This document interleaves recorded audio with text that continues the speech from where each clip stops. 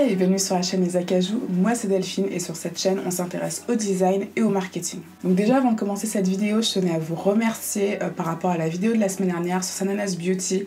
Ça a été un franc succès sur ma chaîne, c'est d'ailleurs la vidéo qui a été le plus vue actuellement. Je tenais vraiment à vous remercier pour votre soutien, vos encouragements, pour vos bisous, pour votre espoir en moi et en ma chaîne d'ailleurs. Donc voilà, merci à vous et bienvenue sur cette chaîne justement.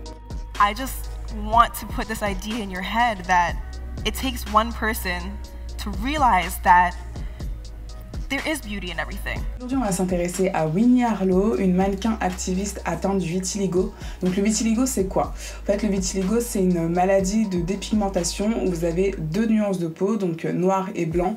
Et en fait, vous avez vraiment des taches qui grossissent de plus en plus. Et notamment, Michael Jackson était atteint de ça. Et c'est pour ça, en fait, qu'il est devenu blanc. Donc j'ai décidé justement de lui créer un univers bien à elle autour du parfum. Parce que pour moi, le parfum, c'est quelque chose de très universel, mais aussi de très personnel, parce qu'on applique sur la peau, c'est quelque chose qu'on emmène avec nous, qu'on garde avec nous et qui nous définit aussi en fonction du style de parfum qu'on va acheter.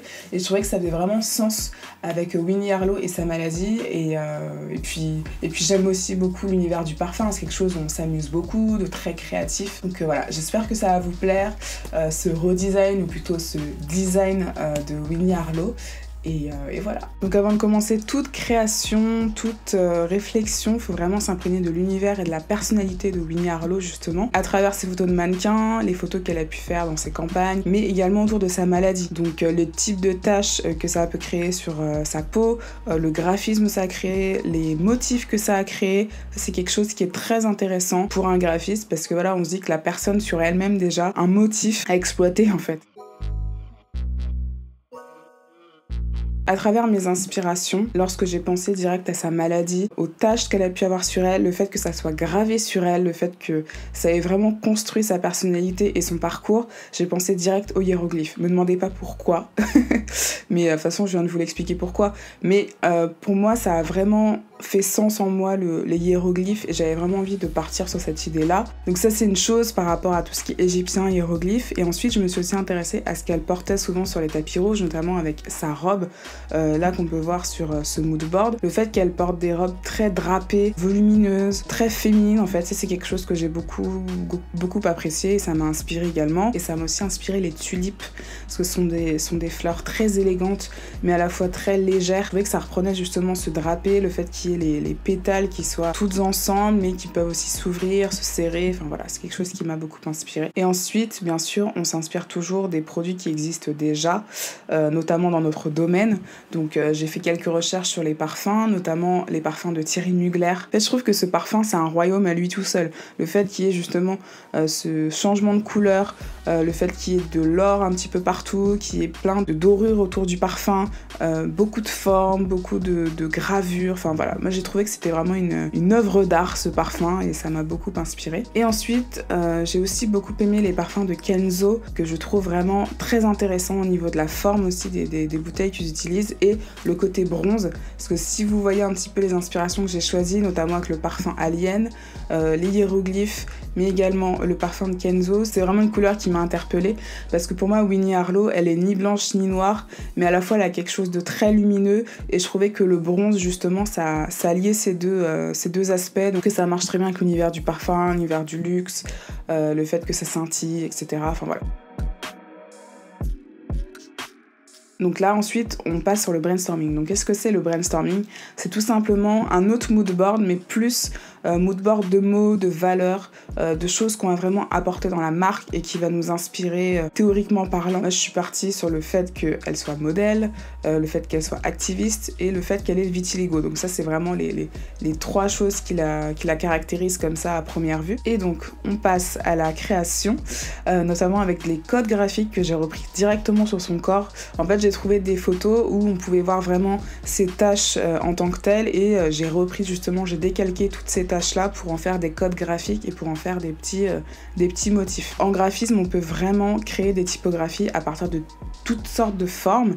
Et en fait, les typographies, c'est les écritures, les polices, tout ce que vous voulez en termes plus généralistes. Mais en graphisme, on parle vraiment de typographie, parce que la typographie, on la dessine, on la modifie. Et j'en ai créé vraiment avec son prénom, en fait. Et ça vous donne un petit Winnie. Je trouvais ça assez ludique à faire et ça m'a beaucoup plu, en fait. Je me suis bien amusée à faire ça. Et donc, grâce à cette typographie, j'ai pu créer un logo à lui tout seul, donc avec le W justement de la typo juste avant. Donc voilà, et j'ai repris vraiment le W que vous avez pu voir dans la typographie pour en créer un logo et pour vraiment créer une emblème autour du prénom Winnie, puisque le parfum va s'appeler Winnie justement. Et ensuite, je me suis amusée, donc toujours avec le côté hiéroglyphe comme je vous ai montré dans le mood board, mais en reprenant justement la typographie que j'ai créée à partir des taches du corps de Winnie, et ça crée vraiment des hiéroglyphes, ça crée des petits motifs.